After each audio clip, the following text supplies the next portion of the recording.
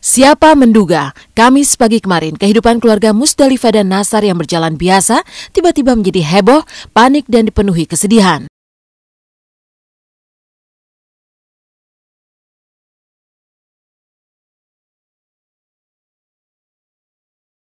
Tak tergambar kejutan yang diterima Musda yang juga sedang berbadan dua. Anak memang bukan soal jumlah. Satu pergi, apalagi karena sebab yang sama sekali tak terbayangkan seperti diduga diculik. Guncangannya bisa sangat dahsyat.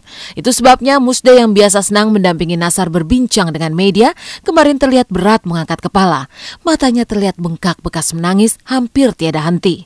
Sementara Nasar berusaha tenang dan mengawal proses pencarian dari jauh.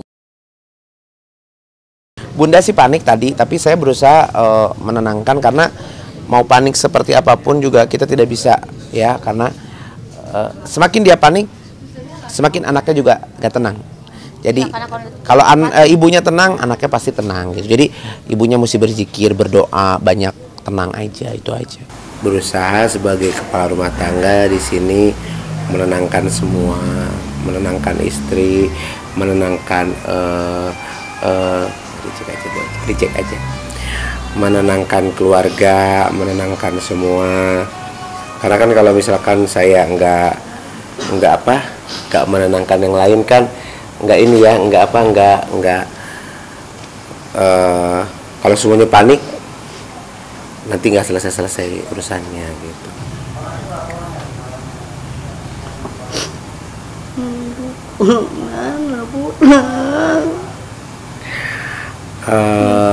Seorang kalau saya sih selalu berpikiran positif, yang baik. Kalau saya ikutan sama seperti yang lain itu nggak beres, pasti tambah nggak.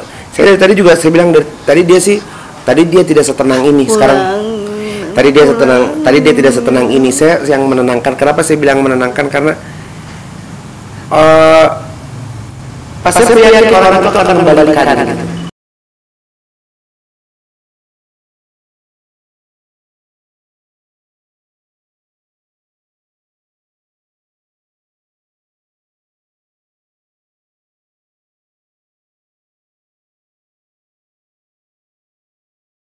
Yang juga terlihat sangat terpukul dan tak henti menangis adalah Dewi Nurmania atau Nia, kakak kandung Nana.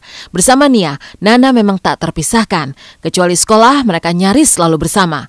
Kamar mereka bersisian, bahkan lebih sering tidur bersama ketimbang sendiri-sendiri. Mereka juga terbiasa belajar bersama dan hampir selalu terlihat kompak. Nia yang kemarin pagi juga merasakan tidak enak badan dan memutuskan pulang sebelum masuk kelas, mengaku juga sempat menangkap firasat aneh dari Nana sebelum sekolah.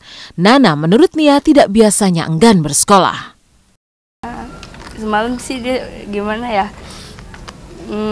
sempat katanya nanya, katanya besok sekolah enggak, Nana besok nggak mau sekolah, mungkin dia udah ada firasat gitu. Terus juga tadi kan bilang apa sih, marah-marah kan nggak mau sekolah, terus udah ngamuk-ngamuk di mobil.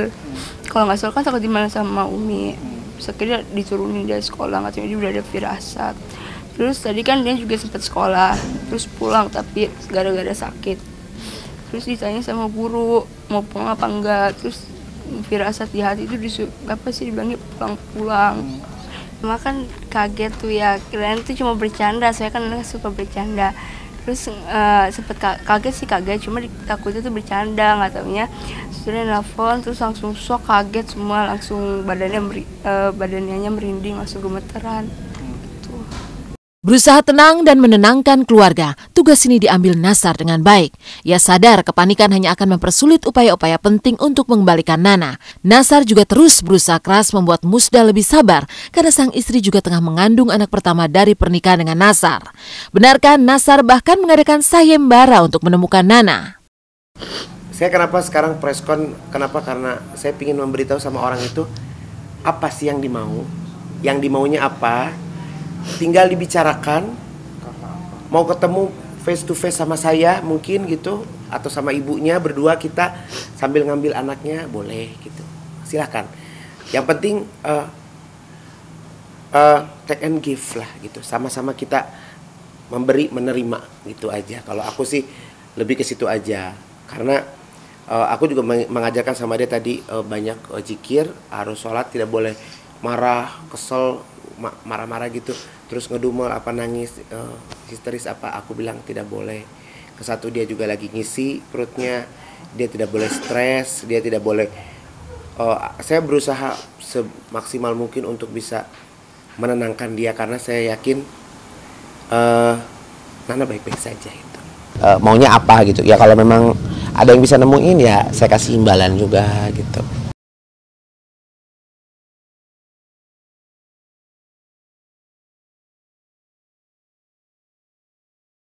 Bagaimanapun, tak ada yang lebih saat ini bagi Nasar dan Musda selain kepulangan Nana. Soal lain diurus kemudian. Nasar mengaku percaya aparat kepolisian akan bekerja dengan baik. Sementara ia sendiri meminta si penculik Nana agar menyelesaikan urusan dengan dirinya jika memang ada urusan. Atau siap memenuhi permintaan si pembawa Nana jika itu terkait dengan masalah materi. Semoga Nana selamat dan segera kembali kepada kedua orang tuanya.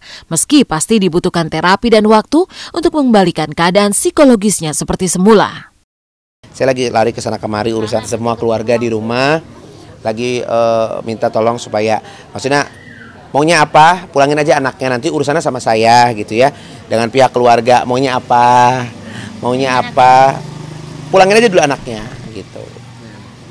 Ini namanya Nana Siti Nurjana, jadi ya dipulangin aja lah gitu, maksudnya kenapa dipulangin, karena memang mau apa gitu, maksudnya langsung aja telepon gitu ke orang tuanya, urusannya sama orang tuanya gitu. Kadang nggak diapa-apain, soalnya kan dia cewek, terus nggak diapa-apain, nggak dipukulin, nggak diapa-apain.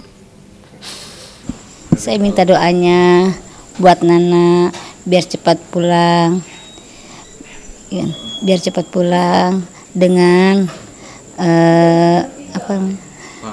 dengan selamat, karena Nana itu adalah masih di bawah umurnya masih 10 tahun, dalam keadaan si Nana itu dalam keadaan tenang di sana, dalam keadaan tenang di tempat yang menculik itu, supaya cepat-cepatnya menculik itu, supaya cepat memulangkan lagi kembali kepada orang tuanya, agar diberi Nana itu dimanapun siapa yang menemukan itu cepat lekas dikembalikan kepada orang tuanya. Dia umurnya 9 tahun mau masuk 10 tahun. Ciri-cirinya rambutnya sebahu, kulitnya hitam manis, kuning langsat gitu ya. Terus badannya terlalu kurus enggak, terlalu gemuk enggak, berisi. Nana pakai baju pacak silat warna hitam. Terus dia sih nggak pernah pakai kayak bando gitu-gitu, nggak pernah, jadi biasa aja rambutnya sebahu dia itu aja. Cepat pulang, terus sehat selalu, pulang nggak kenapa-napa, badannya sehat, nggak ada apa-apain, udah itu aja. Okay.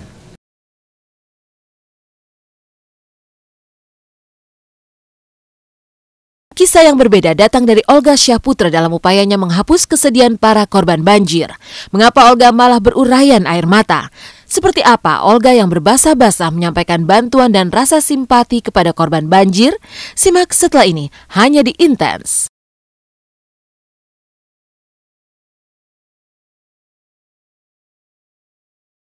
Karena buat saya, kalau saya udah nyenengin hati orang, saya senang banget gitu loh. Kesedihan keluarga Nasar dan Musda tentu sulit dibayangkan, tidak bisa dibandingkan. Tapi kesedihan juga tengah dirasakan oleh banyak warga Jakarta yang rumahnya terendam banjir. Olga Syahputra bahkan tidak bisa menahan air matanya ketika mengunjungi dan memberikan bantuan. Lalu benarkah Olga bahkan hingga turun ke lokasi banjir dan kedinginan? Tapi mengapa Olga seperti tak tahan menangis?